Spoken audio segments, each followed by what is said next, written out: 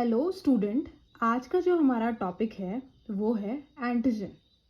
आज हम अपने इस वीडियो में एंटीजन के बारे में पढ़ेंगे और एंटीजन में इस वीडियो में हम शुरू करेंगे एक एंटीजन का सिंपल सा इंट्रोडक्शन कि एंटीजन किसे बोला जाता है। सो स्टार्ट करेंगे हम पहले डेफिनेशन से। एंटीजन की डेफिनेशन क्या है, ठीक।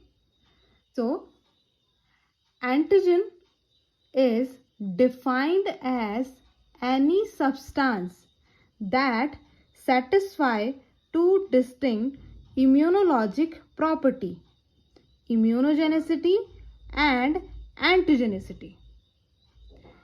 एंटीजन उन सब्सटेंस को बोला जाता है जो दो डिस्टिंक्ट इम्यूनोलॉजिक प्रॉपर्टी को सेटिस्फाई करते हैं। वो प्रॉपर्टी कौन कौन सी हैं? इम्यूनोजेनिसिटी और एंटीजेनिसिटी। या आप सिंपल सा ये भी कह सकते हैं वो सब्सटेंस जो इम्यूनोजेनिसिटी और एंटीजेनिसिटी इन दो इम्यूनोलॉजिक प्रॉपर्टी को सेटिस्फाई करता हो, उस सब्सटेंस को हम एंटीजन बोलते हैं। ठीक है, सिंपल सा है, कोई कंफ्यूजन नहीं है। ठीक, जो सब्सटेंस, कोई भी सब्सटेंस जो क्या कर रहा है, इम्यूनोजेनिसिटी और एंटीजेनिसिटी इन दो इम्यूनोलॉजिक प्रॉपर्टी को सेटिस्फाई करता हो या कैरी करता हो, उन सब्सटेंस को हम एंटीजन बोलते हैं। सिंपल सा है, ठीक।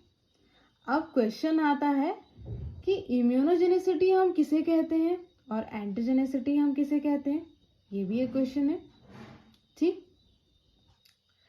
तो पहले हम आएंगे किस पर? इम्यूनोजेनिसिटी पे, ठीक है। तो इम्यूनोजेनिसिटी किसे बोला जाता है? It is the ability of an antigen to induce immune response in the body, both humoral और सेल mediated। ठीक, इम्यूनोजेनिसिटी किसे बोला जाता है? एंटीजन की उस एबिलिटी को जिससे वो बॉडी के इम्यून रिस्पॉन्स को इंड्यूस करता हो, उसे इम्यूनोजेनिसिटी बोला जाता है। ठीक है, एंटीजन की उस एबिलिटी को जिससे कि वो बॉडी के इम्यून रिस्पॉन्स को इंड्यूस करता हो, उस एबिलिटी को बोला जाता है इम्यूनोजेनिसिटी। ठीक है, और किन इम्यून रिस्पॉन्स को? दोनों, ह्यूमरल और सेल मेडिएटेड, एंटीबॉडी मेडिएटेड और सेल मेडिएटेड, इन दोनों इम्यून रिस्पॉन्स को एंटीजन क्या करता हो? इंड्यूस करता हो। और एंटीजन की इस इंड्यूस करने की एबिलिटी को बोला जाता है इम्यूनोजेनिसिटी। ठीक, कैसे? लाइक जैसे फॉरेन पार्टिकल, सॉरी, जैसे मतलब लाइक आपका एंटीजन है, ठीक है। तो एंटीजन क्या हुआ, बॉडी के अंदर आया तो उसने क्या करा, बी सेल को एक्टिवेट किया। तो ये बी सेल जो है एक्टिवेट होकर इफेक्टर बी सेल में कन्वर्ट हुई और साथ ही साथ मेमोरी बी सेल भी यहाँ पर अपेयर हुई। तो ये किसका एग्जाम्पल है? ये है ह्यूमरल इम्यून रिस्पॉन्स का, या आप कह सकते हो एंटीबॉडी इम्यून रिस्पॉन्स का ये एग्जाम्पल है। ठीक है, दूसरा एग्जाम्पल आपका है सेल मेडिएटेड का। एंटीजन टी सेल को एक्टिवेट करता है और then T cell effector T cell में कन्वर्ट होते हैं और साथ ही साथ मेमोरी टी सेल भी बनते हैं। ठीक है, तो एंटीजन जब बॉडी के अंदर एंटर करता है, तो एंटर करने के बाद जब वो हमारे इम्यून रिस्पॉन्स को इंड्यूस करता है, तो उसकी जो ये इंड्यूस करने की एबिलिटी होती है, एंटीजन की इम्यून रिस्पॉन्स को इंड्यूस करने की जो एबिलिटी होती है, उसे बोला जाता है इम्यूनोजेनिसिटी। ठीक, पहला वाला पॉइंट क्लियर हो गया कि इम्यूनोजेनिसिटी किसे बोलेंगे हम। ठीक है, दूसरा पॉइंट पर हम आते हैं एंटीजेनिसिटी पे। अब एंटीजेनिसिटी हम किसे कहेंगे? तो एंटीजेनिसिटी को आप, एक पॉइंट ये भी कि एंटीजेनिसिटी को हम इम्यूनोलॉजिकल रिएक्टिविटी भी बोलते हैं, ठीक है।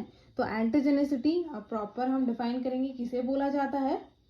तो it is the ability of an antigen to combine specifically with the final product of the above two response, that is antibody और T cell surface receptor, ठीक है। तो ऊपर हमने देखा था पहले अपने पॉइंट में, इम्यूनोजेनिसिटी में हमने क्या देखा कि इम्यूनोजेनिसिटी किसे बोला जा रहा है, एंटीजन की उस एबिलिटी को जिसके थ्रू हमारी बॉडी के इम्यून रिस्पॉन्स को इंड्यूस कर रहा है। इम्यून रिस्पॉन्स इंड्यूस हो रहा है, प्रोवोक हो रहा है, तो आपकी बी सेल और टी सेल एक्टिवेट होंगे, ठीक है। एंड बी सेल और टी सेल जब एक्टिवेट होंगे तो वो एक्टिवेट होकर इफेक्टर बी सेल और इफेक्टर टी सेल के साथ बाइंड करेंगे। इफेक्टर बी सेल से प्लाज्मा सेल बनते हैं एंड प्लाज्मा सेल से आपकी एंटीबॉडी बनती है, ठीक है। और इफेक्टर टी सेल के सरफेस पर T cell surface receptor present होते हैं, ठीक है। तो एंड प्रोडक्ट क्या हुआ आपके एंटीबॉडी मीडिएटेड का, तो वो है एंटीबॉडीज, ठीक है। ह्यूमरल इम्यून रिस्पॉन्स का एंड प्रोडक्ट क्या हो गया, एंटीबॉडीज, ठीक है। और आपके सेल मीडिएटेड इम्यून रिस्पॉन्स का एंड प्रोडक्ट क्या हो गया, टी सेल और टी सेल रिसेप्टर्स, ठीक है। तो टी सेल रिसेप्टर या फिर टी सेल के साथ बाइंड करने की जो एबिलिटी होती है एंटीजन की, उस एबिलिटी को बोला जाता है एंटीजेनिसिटी, ठीक है।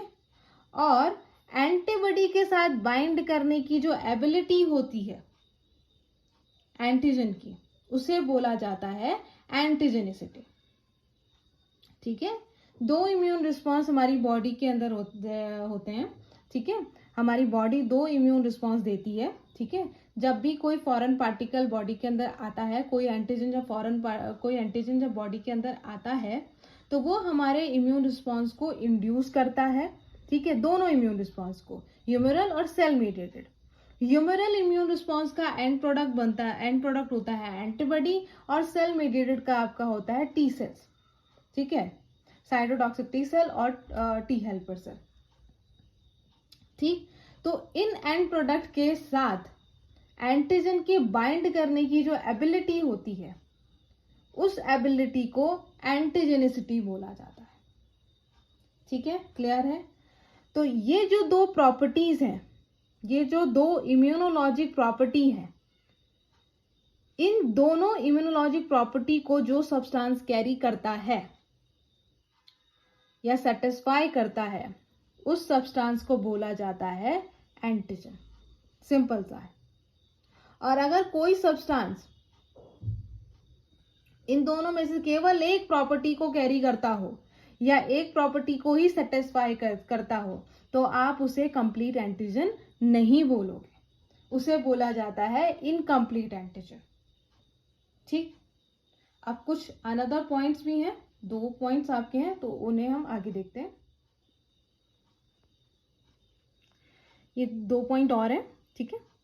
तो पहला पॉइंट है, the substance that satisfy the first property, that is immunogenicity, is more appropriate called immunogen rather than using the word antigen। जो सब्सटेंस, इसका मतलब क्या हुआ कि जो सब्सटेंस फर्स्ट प्रॉपर्टी यानी कि इम्यूनोजेनिसिटी को सेटिस्फाई करता हो, उसे हम इम्यूनोजेंस बोलेंगे, ठीक है। उस सब्सटेंस के लिए हम इम्यूनोजन टर्म यूज करेंगे एज कंपेयर टू एंटीजन के, ठीक है। एंटीजन टर्म यूज ना कर हम उसके लिए इम्यूनोजन टर्म का यूज करते हैं, ठीक है। पहली प्रॉपर्टी कौन सी थी, इम्यूनोजेनिसिटी, यानी कि इंड्यूसिंग स्पेसिफिक इम्यून रिस्पॉन्स, ठीक है। तो जो सब्सटेंस पहली प्रॉपर्टी यानी इम्यूनोजेनिसिटी को सेटिस्फाई करता हो, उसे मोस्टली इम्यूनोजन बोला जाता है, ठीक है। उसके लिए इम्यूनोजन टर्म का ज्यादा यूज किया जाता है बजाय एंटीजन के, ठीक। दूसरा पॉइंट आपका है all molecules having immunogenicity property also show antigenicity, but the reverse is not true. इसका मीनिंग क्या हुआ कि जितने भी मॉलिक्यूल्स इम्यूनोजेनिसिटी प्रॉपर्टी रखते हैं या इम्यूनोजेनिसिटी प्रॉपर्टी को सेटिस्फाई करते हैं, वो एंटीजेनिसिटी प्रॉपर्टी को भी शो करते हैं। ठीक है, जो भी सब्सटेंस इम्यूनोजेनिसिटी प्रॉपर्टी को कैरी करते हैं वो एंटीजेनिसिटी प्रॉपर्टी भी शो करते हैं और कैरी करते हैं। ठीक है, बट अगर हम इसका उल्टा कर दें तो वो क्या है, वो सही नहीं है। यानी कि अगर कोई सब्सटेंस एंटीजेनिसिटी प्रॉपर्टी रखता हो तो जरूरी नहीं कि वो इम्यूनोजेनिसिटी प्रॉपर्टी भी रखता हो। ठीक, पहला पॉइंट क्या था कि जो सब्सटेंस इम्यूनोजेनिसिटी प्रॉपर्टी रखता है वो एंटीजेनिसिटी प्रॉपर्टी भी रखता है, बट जो सब्सटेंस एंटीजेनिसिटी प्रॉपर्टी को शो करता है या रखता है वो जरूरी नहीं कि इम्यूनोजेनिसिटी प्रॉपर्टी को भी रखे।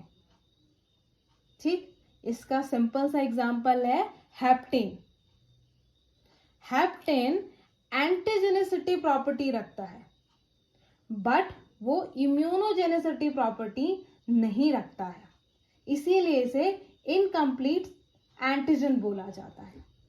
ठीक है, यानी कि हेप्टेन एक ऐसा मॉलिक्यूल है जो इम्यून रिस्पॉन्स के एंड प्रोडक्ट के साथ बाइंड करता है बट हमारी बॉडी के इम्यून रिस्पॉन्स को इंड्यूस नहीं करता है। ठीक है, हेप्टेन कैसा सब्सटेंस है, वो एंटीजेनिसिटी प्रॉपर्टी रख रहा है, यानी कि वो इम्यून रिस्पॉन्स के एंड प्रोडक्ट के साथ बाइंड करने की कैपेबिलिटी रखता है बट वो बॉडी के इम्यून रिस्पॉन्स को इंड्यूस नहीं कर सकता है। ठीक, तो ये आपका था सिंपल एंटीजन्स के बारे में कि एंटीजन हम किसने बोलते हैं। ठीक है, एक कंप्लीट एंटीजन किन्हें बोला जाता है और इनकम्प्लीट एंटीजन किन्हें बोला जाता है। ठीक, तो आज की वीडियो में इतना ही। नेक्स्ट वीडियो में हम देखेंगे टाइप ऑफ एंटीजन। ठीक है, वीडियो को देखने के लिए धन्यवाद। अगर आपको वीडियो अच्छा लगे तो आप लाइक कर सकते हैं। Thank you.